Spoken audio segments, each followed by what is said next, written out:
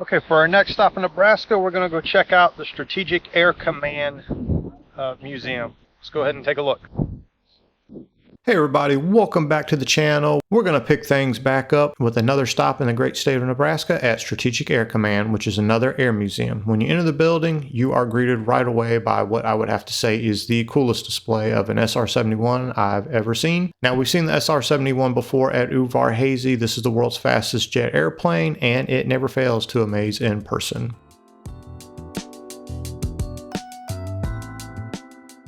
As we head into the first hangar, Strategic Air Command really has a focus on bombers and reconnaissance aircraft like the SR-71 and the U-2 Dragon Lady, which is suspended from the ceiling. Now, the U-2 was a very high-flying but slow reconnaissance aircraft that was used to spy on the Soviet Union during the Cold War, and the downing of a U-2 flown by Gary Powers led to the United States to develop the much faster SR-71 that we just saw. And speaking of Gary Powers, there is a Gary Powers exhibit within the museum that features donated artifacts from his life and military service, and the exhibit gives you a good rundown of his capture in Russia and his eventual return. It's definitely a highlight of the museum.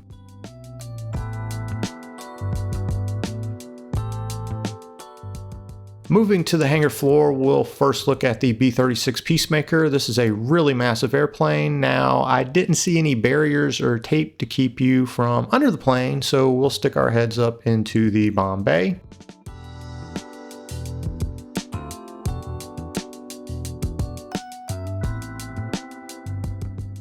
Now, the B-36 predates the B-52, of course, as it was conceived in the early days of World War II, and it is somewhat larger than the B-52. This plane is actually longer than the Wright brothers' first flight. Amazing.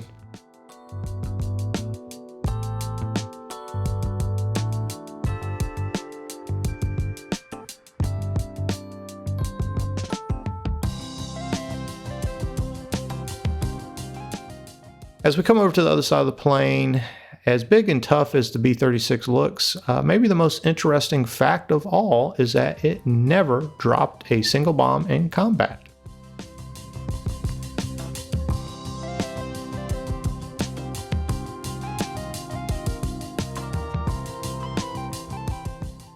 Here's a quick look at the Voodoo, which was equipped with a couple of nuclear rockets when it was in active service. And there's a cruise missile here along the side of the B-52.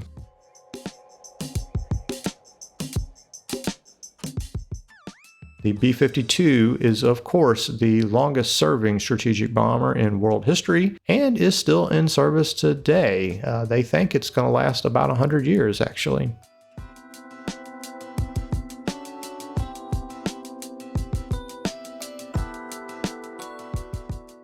And essentially the use of jet engines on the B-52 made the B-36 obsolete because the B-52 was a lot faster.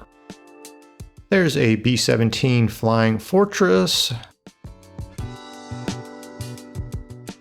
Here's a couple of engine exhibits.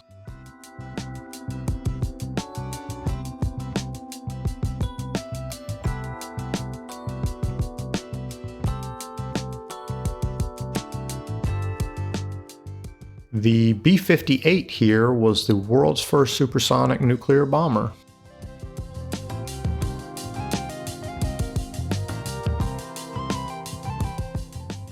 The F-102 here was the world's first supersonic interceptor, so this is what we would send to shoot down Soviet bombers if anything ever happened. And the MiG-23 Flogger here is the Soviets' interceptor, and that's what they would send to shoot down our bombers in the event of a conflict.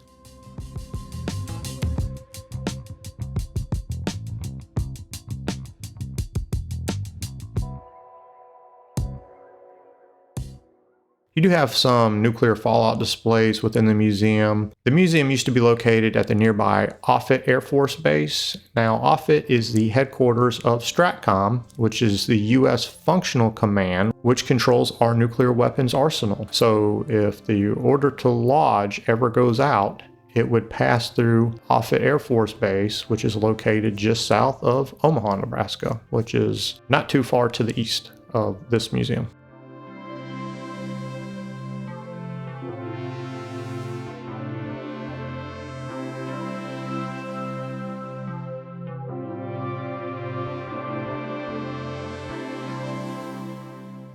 As we move over to the second hangar, if you're enjoying this video, I'd appreciate it so much if you please give me a like, and please consider subscribing if you want to see some more videos like this one. Thanks so much, and let's continue with the video. In the second hangar, here is a very brief glimpse of a beautiful MiG-21 with that chrome coating. Very interesting aircraft, and next to it is the C-135 Looking Glass. These aircraft served as mobile command centers, which flew continuously for nearly 30 years to ensure that America could retaliate to a first strike.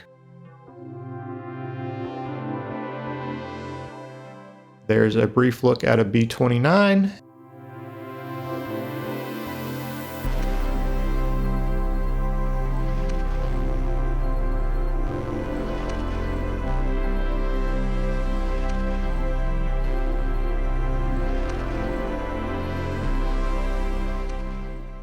And we'll head over to the restoration gallery and take a quick look at the F-117 Nighthawk. This plane achieved fame during Combat Desert Storm back in 1989 for its precision bombing capabilities.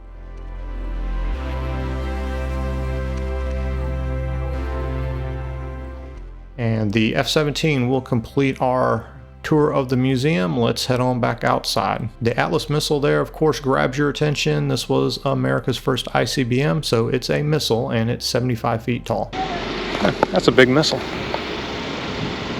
Or rocket, I guess. Okay, so Strategic Air Command, it was alright. I mean, maybe a 1750, a little overpriced. Uvar Hazy, I think is the best one of those I've seen. So, anyways, but buzzed through there in about an hour. Even though internet says 2 or 3. As we take one final look at the Atlas and the exterior of the museum, I'm going to go ahead and give it a recommendation if you're ever passing through the area. I appreciate you so much for joining me for this video, and I will catch you in the next one. Thanks and take care. Bye.